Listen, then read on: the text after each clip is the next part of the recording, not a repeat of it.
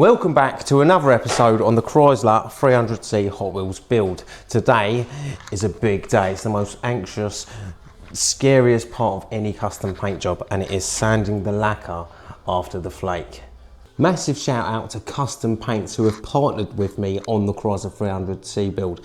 Now I'm going to be the first person in the UK to debut the Candora product. It hasn't been released yet. I'm the first person to use it. It's basically candy, but it has different pigments in it, so it doesn't get affected by the UV in the same way that candy usually does. If you know candy, it gets destroyed by the sun damage. Candora counteracts that. I'll tag them below in the description, so make sure you go and check them out. Oh, my fabric conditioner is beautiful. Of course, she's done a blinding job. I smell like a flower. I probably don't want to touch the car with it. All them silicons, great. Oh, fuck's sake. So like I said, today is sanding the flake. Now, it doesn't matter how long you've been a custom painter for, this will always be the most dangerous part of a custom paint job, because if you make one mistake, you have to redo the entire job again. It's that bad. So what the goal of today is to, I've smashed loads of lacquer on this, and then I'm sanding it in 500 grit on a soft pad. And the goal is to basically, if we get a zoom in later on, to show you, these little nuggets that you can see that haven't been sanded need to all be cleared out, if you can get that now. So over there, that's not been sanded yet. And you can see like the peel effect that's left over from where the flake sits underneath, and that's dropped back around the flake, and then this side is a lot smoother.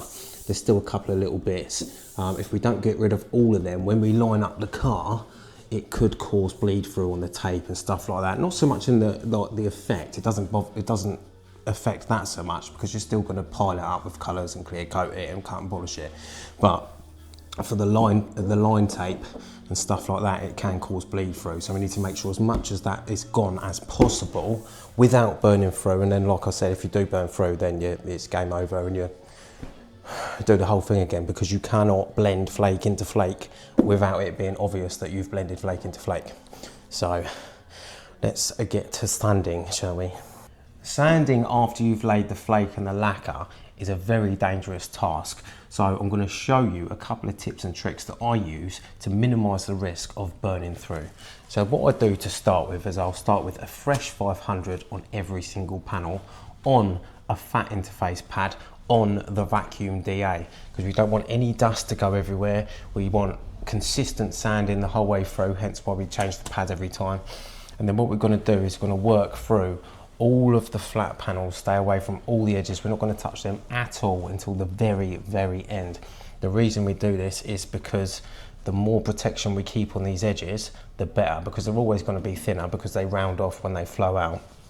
So we leave them to the very end. If any mishaps happen, any slips with the DA, whatever, if there's still protection on the edges so that we don't burn through, because if we burn through, we have to start again from scratch. So once you are sanding with the DA, one of the safest ways of doing it is to make sure you're working away from yourself rather than towards yourself. The reason for that is, if you're working towards yourself, you can't actually see what you've left behind and how far you've sanded in.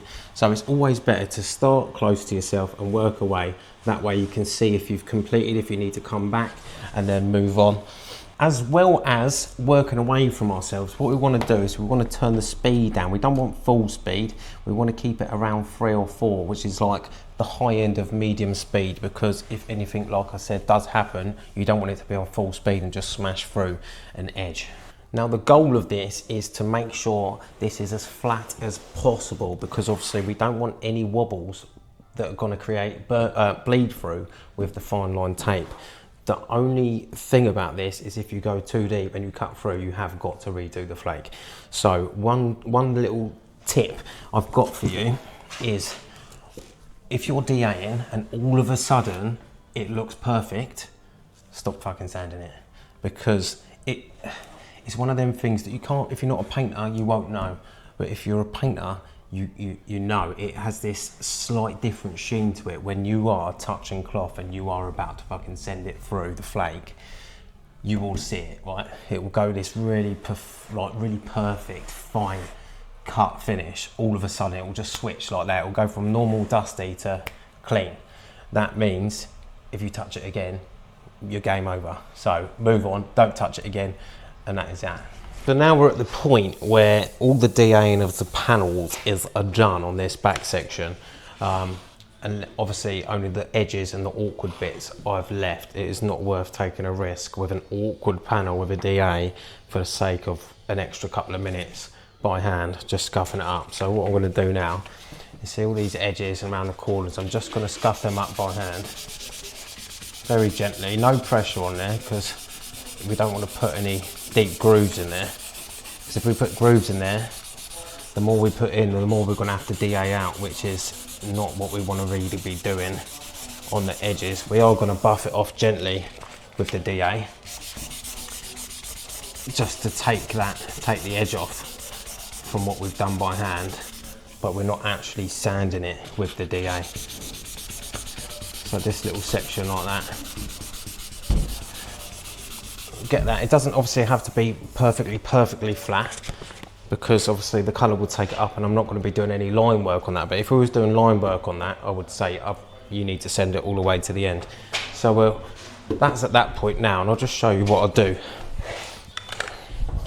So this is the only point that we won't use a new 500. We want the old one after sanding the panel, because it's slightly less abrasive at this point. And we're literally just going to,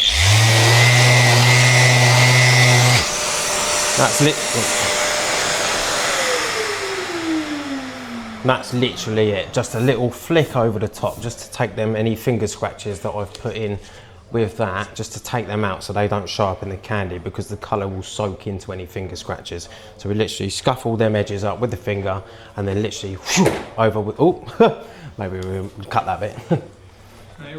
And then we'll just whip over it with the DA, just to get rid of the finger scratches. Beautiful. One thing I must add as well, when you are doing a whole car, not the same when you're doing a motorbike tank, but when you're doing a big car or something like this, you want to ideally work from the top down. This is because you've got the hose, you've got the cable, stuff like that. If you freshly prepped all of this and then you work it up the top, you can scratch it with your clothes, you can scratch it with the tubes, the airline, the power cable, anything, and it just is not worth it. So always start at the top, hence why this side I've started at the top and I'm working my way down. Then I will go to this side, start at the top and work my way down.